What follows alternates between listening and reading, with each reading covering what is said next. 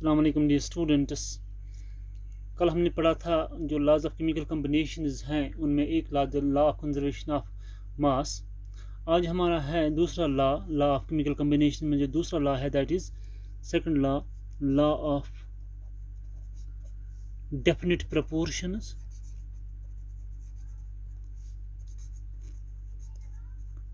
Definite composition भी कहते हैं आप इसको, और हम कह सकते हैं लॉ ऑफ कांस्टेंट प्रपोर्शन और कांस्टेंट कंपोजिशन, कुछ भी कह सकते हैं। चार नामों से इसको आप पुकार सकते हैं। लॉ ऑफ डेफिनेट प्रपोर्शन और law of definite composition, law of constant composition और लॉ ऑफ कांस्टेंट प्रपोर्शन भी इसको आप कहते हैं। तो चार नाम इसको आप पुकार सकते हैं, दो मैंने यहाँ लिखे। लॉ ऑफ डेफिनेट प्रपोर्शन और law of constant proportion. This law it deals with the composition of elements present in A given compound. इस लॉ का जो डीलिंग है किसके साथ है? It deals with the composition of elements present in a given compound। एक particular compound में, एक गिवन कंपाउंड में कितने एलिमेंट्स हैं, कौन से एलिमेंट्स हैं, वो हमें पता चलता है इस लॉ के ज़रिए। And this law it was proposed by, it was put forth by, किसने दिया था ये law? It was a scientist named J.L. Proust in 1799। जैसे आपने देखा कल law of conservation of mass दिया था लेवाइजर ने 1774 में, ये लॉ J.L. Proust ने दिया था 1799 में। और ये लॉ जो है स्टेटमेंट इसका क्या है, ये इसका स्टेटमेंट क्या है? स्टेट्स, याद रखना बेटा, ए केमिकल कंपाउंड, ऐसे ही आपको याद रखना है इसकी जो स्टेटमेंट है। A chemical compound is always made up of the same elements combined together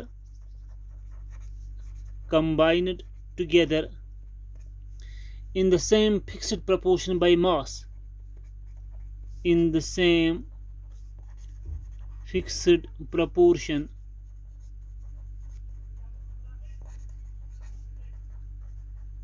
by mass। तो ये इसका स्टेटमेंट है, क्या है? A chemical compound is always made up of the same elements combined together in the same fixed proportion by mass।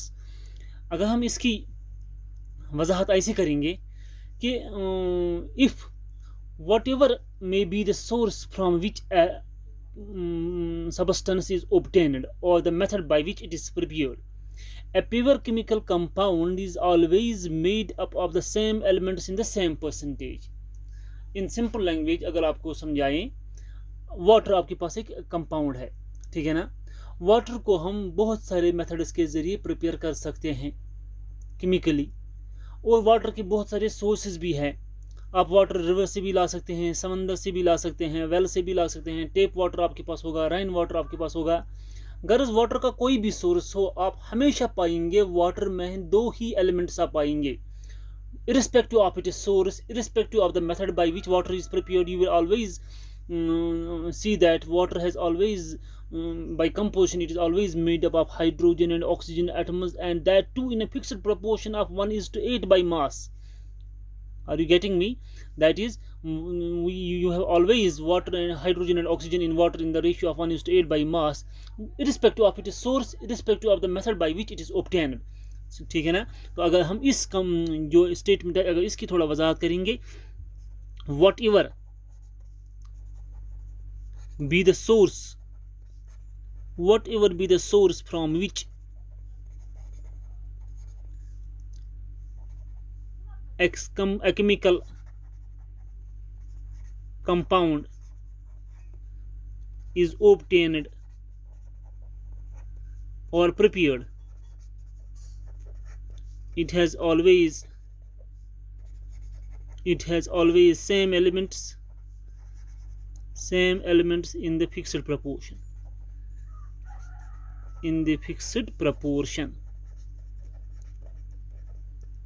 तो अगर आप देखेंगे वाटर, बहुत सारे वाटर के सोर्सेज हैं।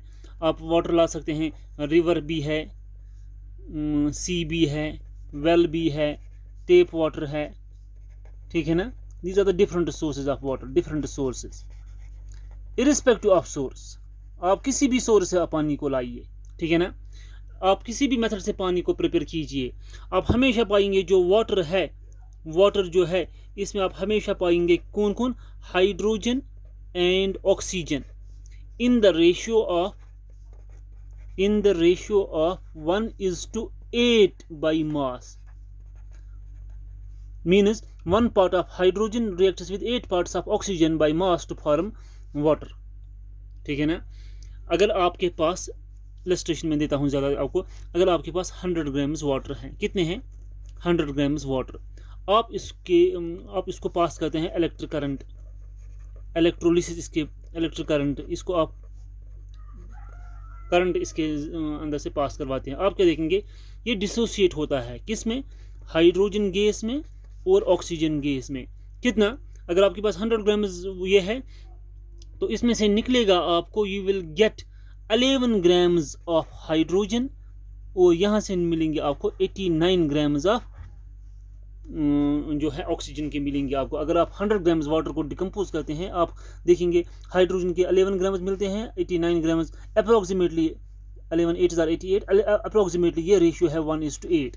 तो हमेशा आप पाएंगे हाइड्रोजन और ऑक्सीजन जो है वाटर में रेशियो में है 1:8 रेशियो में है, ठीक है ना। तो अगर आप देखेंगे हाइड्रोजन ऑक्सीजन का रेशियो जो है किस में, वाटर में, ये है 1:8, 1:8 याद रखना, ऑब्जेक्टिव पॉइंट ऑफ व्यू के लिए याद रखना, हाइड्रोजन ऑक्सीजन का रेशियो जो वाटर में है दैट इज 1:8। सिमिलरली अगर आप देखेंगे एक कंपाउंड है जिसको आप कहते हैं NH3, इसको आप कहते हैं अमोनिया। अमोनिया को लेबोरेटरी में हम बहुत सारे तरीकों से प्रिपेयर कर सकते हैं, irrespective of it the method by which it is prepared. हमेशा आप देखेंगे अमोनिया में, हमेशा देखेंगे आप, एक नाइट्रोजन एटम है और 3 हाइड्रोजन मॉलिक्यूल, हाइड्रोजन एटम्स हैं। तो अगर आप देखेंगे अमोनिया में नाइट्रोजन इज टू हाइड्रोजन जो रेशियो है वो कितना है, that is 14:3, that is 14 parts by weight by mass of nitrogen reacted with 3 parts by mass of hydrogen to form ammonia, ठीक है ना। तो हाइड्रोजन और नाइट्रोजन जो है, नाइट्रोजन और हाइड्रोजन जो अमोनिया में है, रेशियो क्या है नाइट्रोजन हाइड्रोजन का, दैट इज 14:3, याद रखना।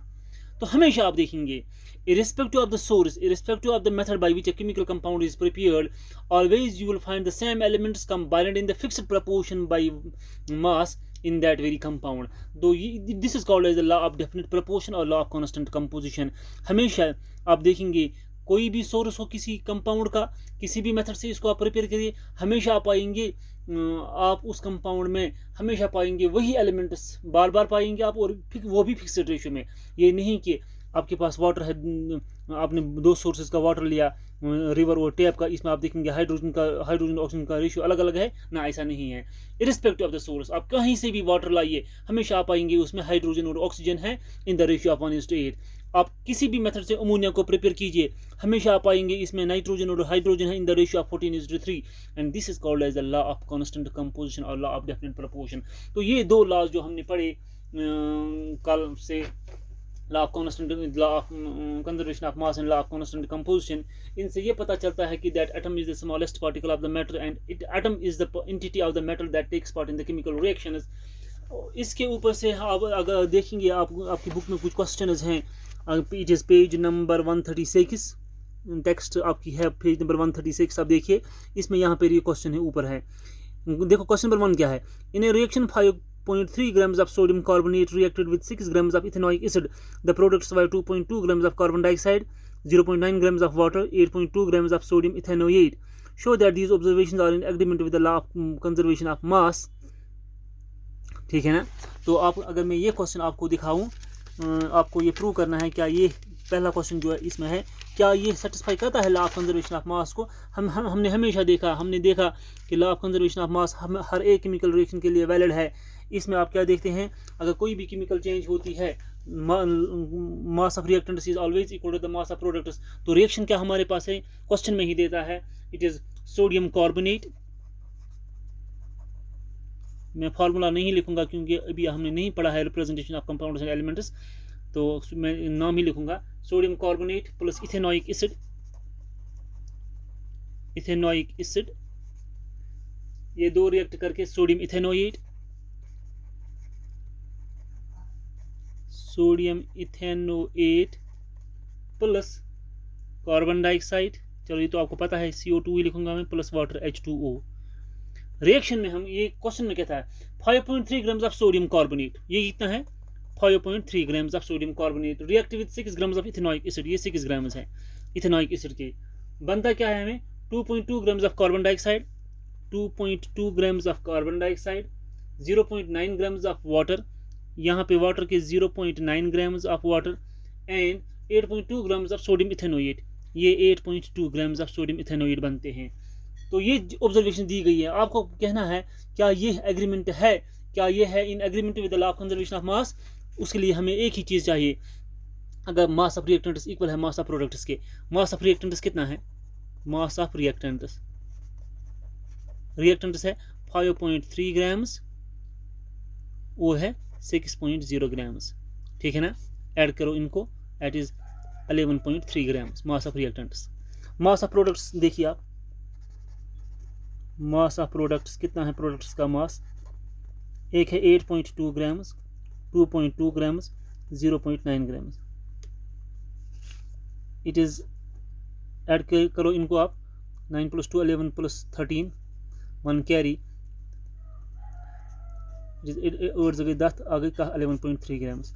गो mass of reactants is equal to the mass of products, yes it is in agreement with the law of conservation of mass, law of conservation of mass. तो ये पहला question था इसका, यहाँ पे आपने देखा पेज नंबर 36, याद रखना खुद करना, ये पेज नंबर 36 क्वेश्चन नंबर 1 था। यहाँ पर भी है क्वेश्चन नंबर 2, ये भी मैं दिखाता हूँ आपको। देखो बेटा क्वेश्चन नंबर 2 क्या है, इसमें कहता है hydrogen and oxygen combine in the ratio of 1:8 by mass to form water, what mass of oxygen would be required to react completely with 3 grams of hydrogen gas. देखिए कितना आसान है क्वेश्चन, आपको कहता है क्वेश्चन में ही अगर 1 ग्राम हाइड्रोजन का है, 1 gram of hydrogen, 1 gram of hydrogen requires कितना 8 grams of oxygen, 8 grams of oxygen, क्योंकि वाटर में है 1:8 रेशियो। अगर 1 ग्राम के लिए 8 ग्राम चाहिए, 1 ग्राम हाइड्रोजन के लिए चाहिए 8 ग्राम ऑक्सीजन, तो क्वेश्चन में कहता है आपको, आप हाइड्रोजन आपके पास 1 ग्राम नहीं 3 ग्राम है, तब जाके आपको कितने ग्राम लगेंगे ऑक्सीजन के, ठीक है ना। अगर 1 ग्राम के लिए 8 ग्राम, तो 3 ग्राम के लिए क्या है 3 ग्राम्स ऑफ हाइड्रोजन रिक्वायर, कितना चाहिए इनको, हम कहेंगे इसको भी कहेंगे 3 से multiply, 3 × 8 grams of oxygen, that is 24 grams of oxygen. कितना आसान है ये क्वेश्चन। अगर 1 ग्राम के लिए अगर 1 ग्राम हाइड्रोजन के लिए चाहिए आपको 8 ग्राम ऑक्सीजन वाटर बनाने के लिए, तो क्वेश्चन में पूछा जाता है आपको 3 ग्राम हाइड्रोजन के लिए कितना ऑक्सीजन चाहिए, सीधा 3 8 आर 24 ग्राम्स ऑफ ऑक्सीजन चाहिए आपको to react with 3 grams of hydrogen to form water, right. ये 2 क्वेश्चन आप देखिएगा बुक से भी, अगर फिर भी कंफ्यूजन है you can call me. Thank you, it's all for today.